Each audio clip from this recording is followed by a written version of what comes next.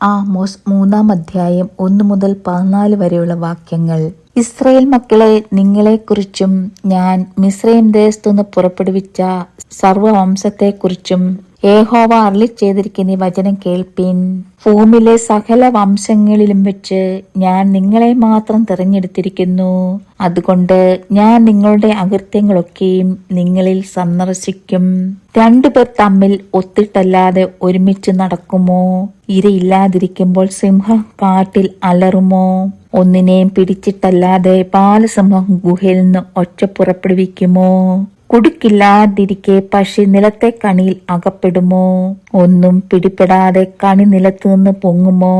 നഗരത്തിൽ കാഹളമൂതുമ്പോൾ ജനം പേടിക്കാതിരിക്കുമോ? യഹോവ വരുത്തിയിട്ടല്ലാതെ നഗരത്തിൽ അനർത്ഥം ഭവിക്കുമോ?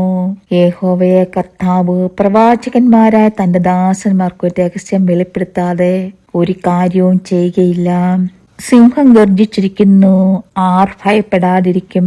യഹോവയായ കർത്താവ് അരുളിച്ചെയ്തിരിക്കുന്നു, ആർ പ്രവചിക്കാതിരിക്കും? സമയപർവ്വതങ്ങളിൽ വന്നുകൂടി അതിന്റെ നടുവിലുള്ള മഹാകലഹങ്ങളെയും അതിന്റെ മധ്യയുള്ള പീഡനങ്ങളെയും നോക്കുവിൻ എന്ന് ആസ്തോയിലെ അരമനകളിന്മേലും മിസ്രയീം ദേശത്തിലെ അരമനകളിന്മേലും ഘോഷിച്ചു പറവിൻ. തങ്ങളുടെ അരമനകളിൽ അന്യായവും സാഹസവും സംഗ്രഹിച്ചു വെക്കുന്നവർ ന്യായം പ്രവർത്തിപ്പാൻ അറിയുന്നില്ല എന്ന് യഹോവയുടെ അരുളപ്പാട്. അതുകൊണ്ട് യഹോവ കർത്താവ് ഇപ്രകാരം അരുളിച്ചെയ്യുന്നു, ദേശത്തിന് ചുറ്റും ഒരു വൈരി ഉണ്ടാകും. അവൻ നിന്റെ ഉറപ്പ് നിങ്ങളിൽ നിന്ന് താഴ്ത്തിക്കളയും, നിന്റെ അരമനകൾ കൊള്ളയായി തീരും. യഹോവ ഇപ്രകാരം അരുളിച്ചെയ്യുന്നു, ഒരിടയൻ 2 കാലോ 1 കാതോ സിംഹത്തിന്റെ വായിൽ നിന്ന് വലിച്ചെടുക്കുന്നത് പോലെ ഹർമ്മയിൽ കിടക്കയുടെ കോണിലും പട്ടുമെത്തമേലും ഇരിക്കുന്ന ഇസ്രായേൽ മക്കൾ വിടുവിക്കപ്പെടും. നിങ്ങൾ കേട്ട് യാക്കോബ് ഗൃഹത്തോട് സാക്ഷീകരിപ്പിൻ എന്ന് സൈന്യങ്ങളുടെ ദൈവമായ യഹോവയായ കർത്താവിന്റെ അരുളപ്പാട്.